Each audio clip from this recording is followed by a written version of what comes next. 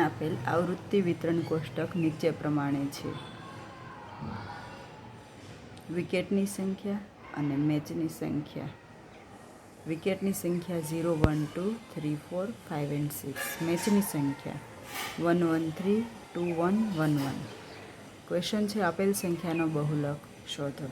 તો બહુલક શોધવા માટેનું ફોર્મ્યુલા આપણને ખ્યાલ છે કે બહુલક શું છે, તો કે સૌથી વધારે વખત પુનરાવર્તિત થતું હોય એવું અવલોકન છે. તો અહીંયા આપણે જોઈ શકીએ તો કે વર્ગ આપેલા છે વિદ્યાર્થીની સંખ્યા અને મેચની સંખ્યા. હવે આપણે જોવાનું છે કે આમાં સૌથી વધારે વાર પુનરાવર્તિત થતું હોય એવું અવલોકન કયું છે, તો કે જેની સૌથી વધારે આવૃત્તિ હોય એ સૌથી વધારે વખત પુનરાવર્તિત થતું હોય. સિમ્પલ છે.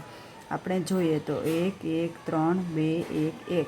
સૌથી વધારે આવૃત્તિ કઈ છે, તો કે જોઈએ એટલે ખ્યાલ આવે છે 3. તો 3 વાળી વિકેટની સંખ્યા અથવા તો અવલોકન કયું છે, તો કે 2. તો ક્વેશ્ચન છે સૌથી વધારે વાર થતું પુનરાવર્તિત થતું અવલોકન, તો આપણો બહુલક મળશે આપણને 2.